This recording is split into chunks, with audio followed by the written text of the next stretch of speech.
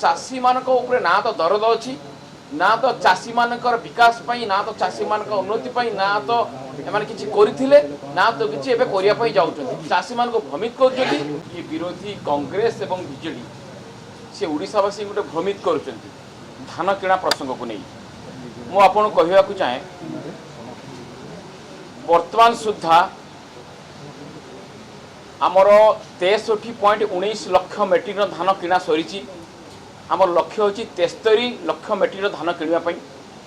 एवं 17,395 कोटी टंका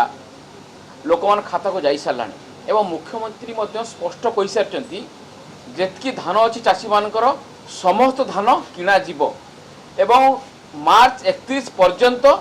धान किणा जीव एवं चाषी माने धान मध्य देबे ता परे मध्य जेभଳି भाबरे विधानसभा रे चाषी मानक प्रसंग को नहीं नाटकबाजी करूचंती एवं 7 दिन धरी हाउस को चलिया पई दउनांती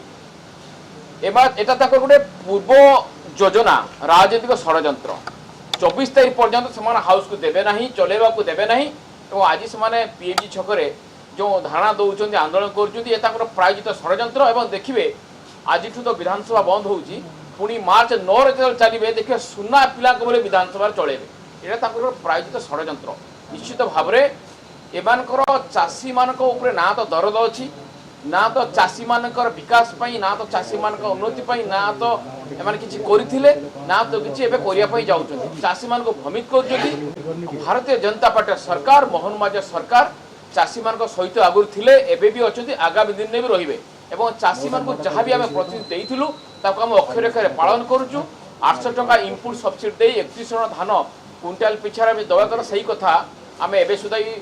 बजे रखुचु चाषी माने खुशी अच्छी चाषी मान धान बिकुचंती एपर्यंत गोटी की टोकन लाभ करना एवं जेतकी वर्ष धान किणार लक्ष्य रही 73 लाख मेट्रिक टन एवं किणा होती आज तक 63.19 लाख मेट्रिक टन ये बीजेडी सरकार तुलना यथेष्ट अधिका तेणु ये विरोधी माने जो अपप्रचार करुँच नाटकबाजी कर विधानसभा को बंद करुँच